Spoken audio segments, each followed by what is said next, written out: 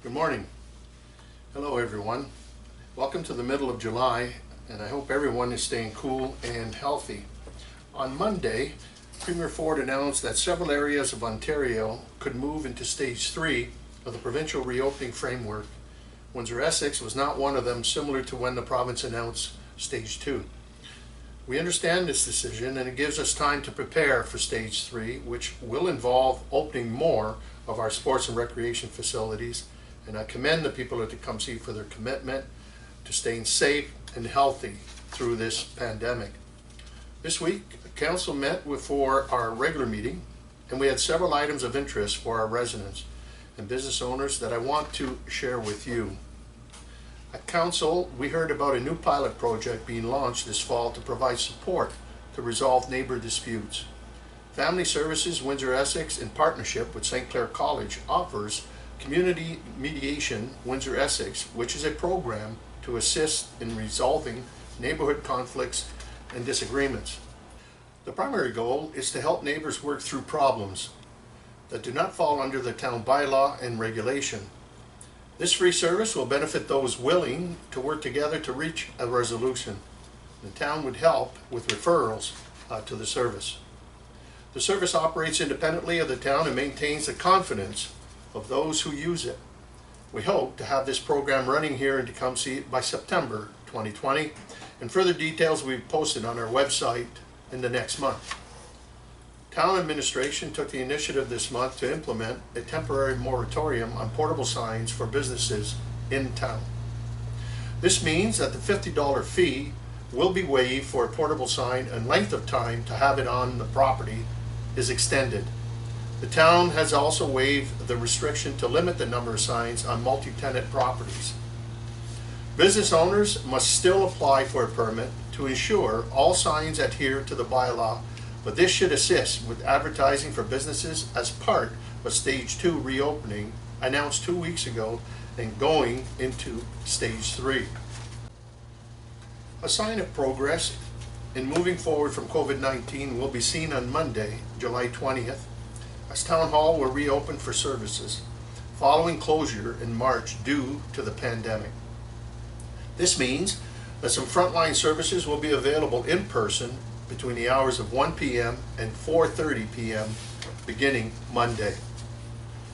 We will continue to offer online phone drop-box services and strongly encourage everyone to continue to use those whenever possible. Appointments will be available for services like marriage licenses, commissioning, and urban hen applications, and we ask that you call Town Hall to set up an appointment time. As part of the opening, we will be limiting the amount of people entering Town Hall, and a security guard will be on hand to conduct screening and ensure physical distancing. We ask that you only come to Town Hall if necessary and stay home if you are ill. Visitors are required to wear face masks, hand sanitize on entry, and respond to screening and questions. On a positive note, Council also heard about the 2019 accomplishments of the strategic priorities, with the annual report being provided on Tuesday night. We had a great year last year, with a number of large projects and residential developments completed and approved.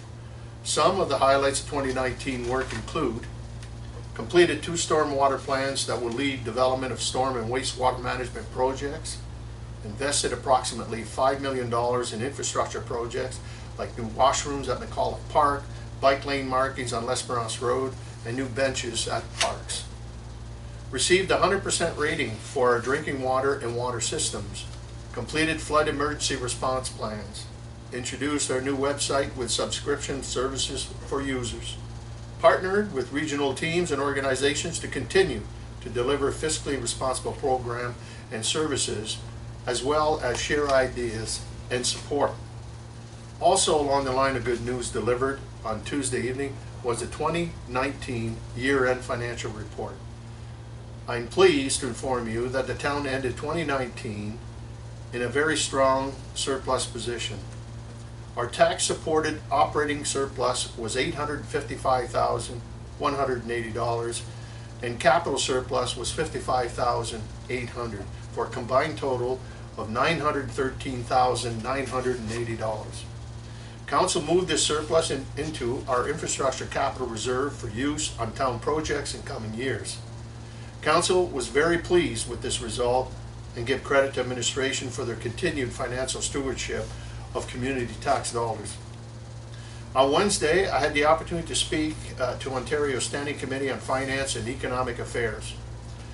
I was one of the number of Ontario mayors given the opportunity to speak about the impact of COVID-19 pandemic on municipal budgets. For Tecumseh, our non-tax revenue is estimated to be down more than half our normal amounts this year. These funds come from recreational activities, rentals, user fees, and with the closures due to the pandemic, we have not been able to offer a regular programming or facility rentals to bring in those revenues. While we are doing our best to reduce expenses and find efficiencies, we will be looking at an operating deficit for the year, which will have an impact on our finances going into 2021. So I'm hopeful that the provincial and federal governments will turn their minds to supporting municipalities to help us with this financial challenge. I'll leave you this week with a request. The town has received a number of concerns regarding speeding, vehicle noise, people running stop signs in Tecumseh, and we have relayed these concerns to the OPP service to follow up. A recent blitz resulted in 18 tickets and 16 warnings, mainly for speed and failure to stop. And we want to remind everyone to slow down on our local streets unless posted. The speed limit in town is 50 kilometers per hour, and most of our local residential streets are 40 kilometers per hour. At this time of year, more people are out walking and cycling, and there is an increased chance of 4 collisions. Be mindful of your speeds. Watch for those on the street, and remember that injuring yourself or another person is worse than being late. We also ask that you reach out to the OPP at their non-emergency number to report traffic matters on your streets, and they track these reports for traffic enforcement purposes. Have a great weekend, everyone. See you next week. Stay safe